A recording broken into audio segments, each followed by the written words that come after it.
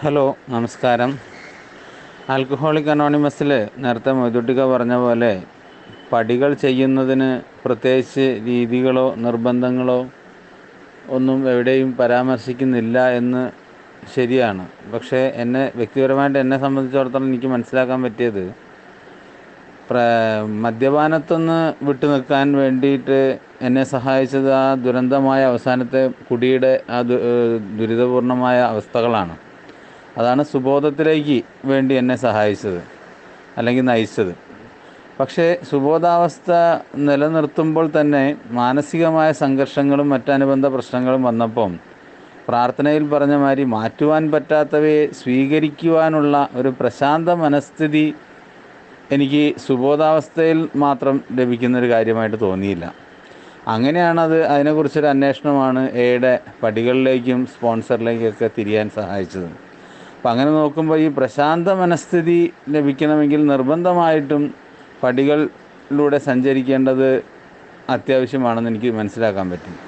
അവിടെയും പ്രശ്നങ്ങൾ വന്നു. കാരണം പടികൾ പഠിപ്പിക്കാൻ ഇനി വല്ല മാഷന്മാരും ടീച്ചർമാരും വല്ല രീതികളൊക്കെ ആവുമോ എന്നൊക്കെയുള്ള ചിന്ത ഇടയിൽ കൂടെ കടന്നു വരാതെയൊന്നുമില്ല. പക്ഷേ ഏത് സംഗതിയെയും അതിൻ്റെ ആ ശരിയായ അർത്ഥത്തിൽ മനസ്സിലാക്കണം എന്നുള്ള ഒരു ആഗ്രഹം ചെറുപ്പം മുതൽ തന്നെ പല കാര്യങ്ങളിലും പുലർത്തിയിരുന്നത് കൊണ്ടും ദൈവാനുഗ്രഹം കൊണ്ടും പറഞ്ഞ മൊയ്തുട്ടിയെ പോലുള്ള ആളുകളെയൊക്കെ കൊണ്ടൊക്കെ ഒരു സ്പോൺസറെ കണ്ടെത്തുക എന്നുള്ള ഒരു കാര്യങ്ങളിലേക്ക് അത് സഹായകരമായി.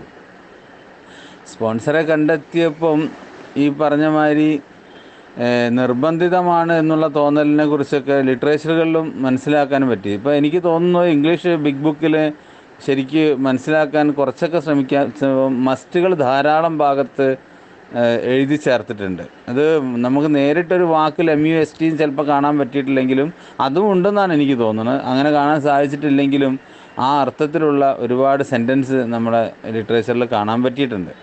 അതെന്തോ ആവട്ടെ, അത് എന്നെ സംബന്ധിക്കുന്ന മറ്റുള്ളവർ അത് അംഗീകരിക്കുന്നുണ്ടോ ഇല്ലയോ ഒന്നും എൻ്റെ വിഷയമല്ല. പക്ഷേ എന്നെ സംബന്ധിച്ചിടത്തോളം ഇൻഡിവിജ്വലായിട്ട് ഇത് വളരെ നിർബന്ധിതമായൊരു കാര്യമായിരുന്നു പ്രോഗ്രാം പ്രാക്ടീസ് ചെയ്യാം. അപ്പോൾ അങ്ങനെ നോക്കുമ്പോഴാണ് നമ്മളുടെ ഈ ആസ്പിൽ സീസറ്റിൽ എവിടെയോ നമ്മൾ കണ്ടു ഒരു പാരച്യൂട്ടിൽ നിന്ന് ചാടുന്ന ആളുടെ ഒരു കഥ കൊടുത്തിട്ടുണ്ട്. നമ്മൾ വിമാനത്തിലും മറ്റുള്ളതൊക്കെ യാത്ര ചെയ്യുമ്പം എയറോസ്റ്റസ് ഡെമോൺസ്ട്രേഷൻ നമുക്ക് കാണിക്കും. ഈ വിമാനത്തെ പറ്റിക്കഴിഞ്ഞാൽ എങ്ങനെ നിങ്ങൾ പാരച്യൂട്ട് ഉപയോഗിക്കണം, നിങ്ങളുടെ സീറ്റിനടിയിലുള്ള പാരച്യൂട്ടുകൾ എങ്ങനെ നിങ്ങൾക്ക് അത് ഓപ്പൺ ചെയ്യണം എന്നൊക്കെയുള്ള ഡെമോ കാണിക്കാറുണ്ട്. അവിടെ റിപ്പ് കോഡ് ഉണ്ടാവും. ആ റിപ്പ് കോഡൊക്കെ ഓപ്പൺ ചെയ്ത് കഴിഞ്ഞാൽ നിങ്ങൾക്ക് അനായാസേന അപകടമില്ലാതെ താഴത്ത് ഇറങ്ങാൻ സാധിക്കും എന്നൊക്കെ പറ്റിയിട്ടുള്ള നല്ല ഡെമോൺസ്ട്രേഷൻ കാണിക്കാറ്. പക്ഷേ അതൊരു സജഷനും ഒരു എന്താ പറയുക, അതൊക്കെയാണ് നിർദ്ദേശങ്ങളായിട്ടാണ് നമ്മൾ അവിടെ ആ സന്ദർഭത്തിൽ അത് കേൾക്കുക.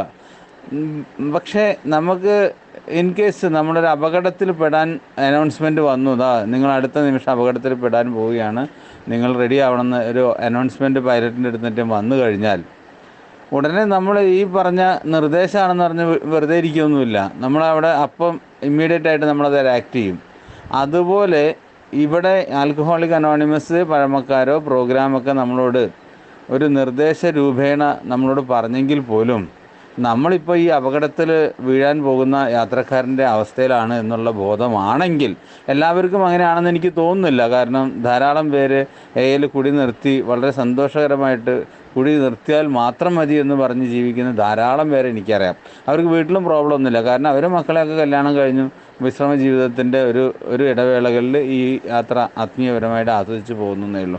അവർക്കിപ്പം വളരെ ആഴത്തിലുള്ള ഒരു ധാർമ്മിക നിലവാരത്തിൻ്റെ വിലയിരുത്തലൊന്നും ആവശ്യമില്ല എന്ന് തുറന്നു പറഞ്ഞ് ധാരാളം പേര് എൻ്റെ അടുത്ത് തന്നെ ഉണ്ട്.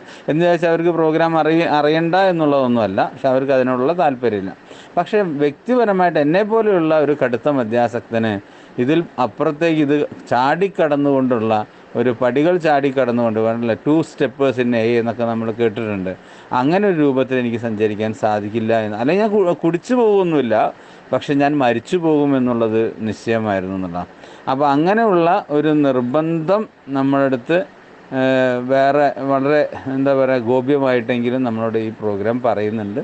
പാലിച്ചാൽ നല്ലതാണ്. നമ്മളിപ്പം ആര് പാലിക്കണമെന്ന് നിർബന്ധമൊന്നുമില്ല എന്ന് നേരത്തെ പറഞ്ഞ പോലെ അവരവരുടെ ഭാഗ്യവും അവരുടെ അനുഗ്രഹത്തിൻ്റെയൊക്കെ അടിസ്ഥാനത്തിലാണ് ഇത്തരം കാര്യങ്ങൾ നടപ്പിലാവുക എന്നാണ് വ്യക്തിപരമായിട്ടുള്ള അനുഭവം. എല്ലാവർക്കും നല്ലൊരു ദിവസം ആശംസിക്കുന്നു.